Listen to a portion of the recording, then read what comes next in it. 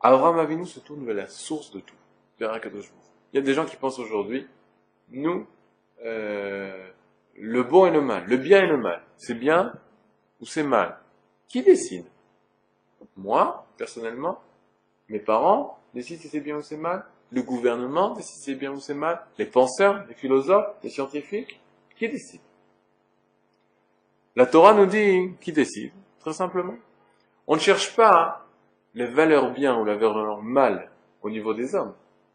Et là, on va à sa source. Sa source, c'est dans l'absolu. Dans la divinité absolue, qui est la source qui peut nous enseigner véritablement qu'est-ce qui est bien et qu'est-ce qui est mal. À partir de Avraham Avinu, on va dire qu'il a fait toute la Torah, on va dire qu'il a réalisé, la Gemara nous dit qu'il a réalisé toute la Torah, la Torah nous enseigne qu'il a réalisé toute la Torah. Comment est-il arrivé à réaliser toutes les mitzvot de la Torah? Parce que justement, il a su s'élever à la compréhension de qu'est-ce qui était bien et qu'est-ce qui était mal. Mais tout ça, tout ce comportement en fonction du rapport d'Akadosh Baruch Hu. Ma'orachom afatarachom. C'est la base de tout Moussar. Comment moi je vais me comporter bien? Tout simplement. Vois, étudie comment Akadosh Baruch Hu se comporte. En fonction de ça, tu dois te comporter. Le Sifri, il dit, comment tu peux rencontrer Akadosh Baruch Hu dans sur la mazé? Dabek bemidotav.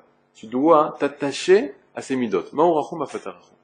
Si tu veux t'attacher ou voir Akadosh Baruch Hu dans l'Olam Haba, alors qu'est-ce qu'il faut faire? Il faut faire les mitzvot. Ça, c'est une valeur de l'Olam Haba, c'est une valeur de Gdusha, c'est une valeur du monde qui est à venir. Par contre, si tu veux t'attacher, nous dit le Sifri, à Akadosh Baruch Hu, à une valeur plus haute que l'Olam Haba, alors il faut étudier la Torah. Chokhmat Torah, la sagesse de la Torah, la sagesse de l'étude, c'est un niveau encore plus haut que l'Olam Haba. Le Ramchal nous ramène ici, dans Avot, Kol shi tiferet l'oseav et tiferet l'omina adam. Les deux tenaïm pour savoir si quelque chose est bien, c'est seulement si c'est bien pour moi et bien pour les autres. Je vous donne un exemple. C'est aussi en rapport avec le milieu qu'on a eu l'occasion de parler. Kamtsan, c'est une personne qui prête ses sous. Une personne qui va être le contraire de prêter ses sous, c'est une personne qui jette son argent par les fenêtres. Est-ce que c'est bien d'être radin? C'est bien pour soi. Pourquoi c'est bien? Pour soi. Parce que tu gardes ton argent, tu gardes tes trésors. Jeter son argent par les fenêtres, est-ce que c'est bien? Bien sûr c'est bien. Pour qui c'est bien? Pour les gens qui sont sous la fenêtre. C'est bien pour eux. Est-ce que c'est bien pour lui? Non, parce qu'il n'a plus d'argent.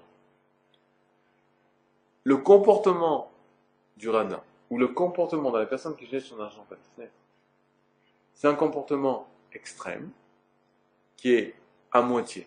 À moitié de quoi? Soit il est bon uniquement pour la personne, mais pas bon pour les autres, ou soit uniquement bon pour les autres, mais pas pour la personne. Nous enseigne les Avot. Quel est le chemin de la rectitude, de la droiture? C'est le chemin Tiferet lo mina adam et Tiferet lo oser. C'est bien pour la personne qui fait l'action, et c'est bien pour la personne qui reçoit de l'action. C'est-à-dire, être généreux. Généreux. D'un côté, c'est bien pour toi, parce que tu donnes pas tout ton argent. Mais d'un autre côté, c'est bien aussi pour le pauvre, parce qu'il a reçu sa part.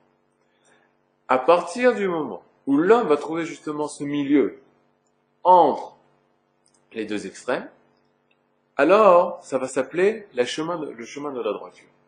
C'est un sujet qui est déjà rapporté dans une Chod Deo du Rambam, qui dit comment l'homme doit réparer ses vertus, il doit les mettre au milieu.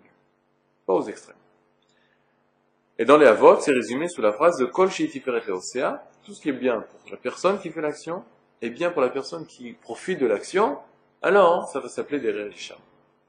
C'est-à-dire, on aurait pu penser, sans les Pirkei Avot, on aurait pu penser que Bémet, de jeter son argent par les fenêtres, de donner tout son argent à tout le monde, à tous les pauvres, ce serait très bien. Non. Là aussi, il y a une mida, il y a une mesure qu'il faut régler, là où le derech Hashem, là où le comportement de Akadosh Baruch Hu, il passe. Akadosh Baruch Hu, le Eloki, la divinité, ne se trouve pas aux extrêmes. Elle se trouve tout le temps au milieu. Pourquoi? Parce qu'Akadosh Baruch Hu, il appartient à tout le monde. C'est-à-dire, il fait vivre tout le monde de façon égale. Et par conséquent, si tu veux trouver la divinité, c'est seulement l'endroit qui appartient à personne. C'est le milieu. Ni à droite, ni à gauche. Ce chemin du milieu, le chemin qui résume en lui toute les choses, toutes les existences, toutes les mitzvot, cet endroit, c'est l'endroit qui s'appelait Kodesh.